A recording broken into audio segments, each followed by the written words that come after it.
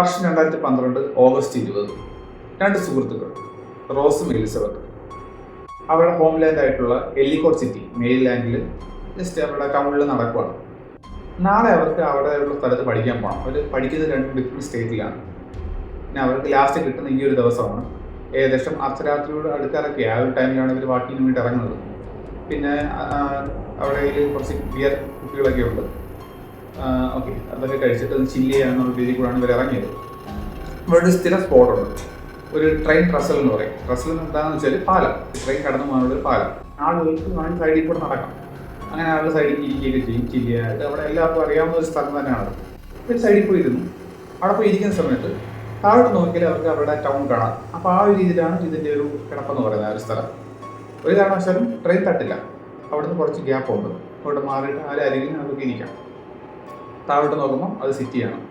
അങ്ങനെ ഇവർ അവിടെ വന്നിരുന്നു, ചില്ല് ചെയ്യുന്നു, ബിയറൊക്കെ കുടിക്കുന്നു, ഒരുപാട് കാര്യങ്ങൾ പറയുന്നു.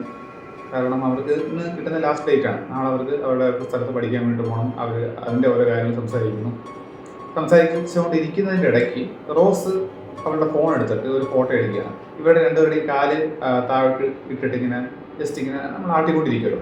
ആട്ടിക്കൊണ്ടിരിക്കുന്നതിൻ്റെ ഒരു ഫോട്ടോ എടുത്തിട്ട് ട്വിറ്ററിൽ പോസ്റ്റ് ചെയ്യുകയാണ്, ട്വീറ്റ് ചെയ്യുകയാണ്. അത് പോസ്റ്റ് ചെയ്യുന്നതും ഇവർ രണ്ടുപേരും ഞെട്ടി തിരിഞ്ഞു നോക്കുവാണ്. എന്തോ ഭയാനകമായിട്ടുള്ള ശബ്ദം തിരിഞ്ഞു നോക്കുന്നതും വളരെ വെയിറ്റുള്ള എന്തോ ഒരു സാധനം ഇവരുടെ ശരീരത്തേക്ക് വന്ന് തട്ടുവാണ്. പിന്നെ ഫുള്ള് ബ്ലാക്ക് ഔട്ടായിരുന്നു. സത്യത്തിൽ ഇവരവൻ തട്ടിയത് ട്രെയിനല്ല. ട്രെയിനും ഇവരിയ്ക്കുന്ന സ്ഥലവുമായിട്ട് കുറച്ച് ഡിസ്റ്റൻസ് ഉണ്ടെന്ന് പറഞ്ഞു. ഒരു കാരണവശാലും തട്ടില്ല. പിന്നെ ഇവിടെ സംഭവിച്ചത് എന്താണെന്ന് വെച്ചാൽ അതിൽ കൂടെ വന്ന കൽക്കരി കൊണ്ടുവന്ന ഒരു ട്രെയിൻ മറിയുകയുണ്ടായി. ട്രെയിനിൻ്റെ പാളം തെറ്റി. അതായത് ഈ ട്രെയിൻ കംപ്ലീറ്റ് ആയിട്ട് മറിയുകയല്ല ഉണ്ടായത്. അതിൻ്റെ കുറേ ബോഗികൾ ഈ കാർ അത് മറിയുകയുണ്ടായി. മറിഞ്ഞിട്ട് അതിനകത്തുള്ള ഒരെണ്ണം ഇവരുടെ പുറത്തേക്ക് പതിക്കുകയാണ് ചെയ്തത്.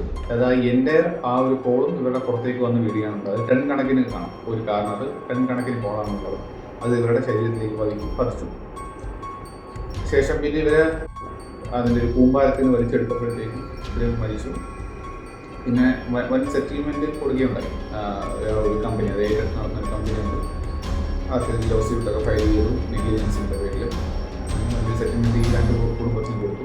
ഈ ഒരു ആക്സിഡൻറ്റിൽ ഇവർക്ക് രണ്ടുപേർക്കും മാത്രമേ ഒരു ഫാറ്റാലിറ്റി ഉണ്ടായിട്ടുള്ളൂ. വേറെ ആർക്കും ഒന്നും പറ്റിയിട്ടില്ല. പക്ഷേ വലിയ രീതിയിലുള്ള നഷ്ടമായ രണ്ട് കുടുംബത്തിനുണ്ടായിരുന്നു.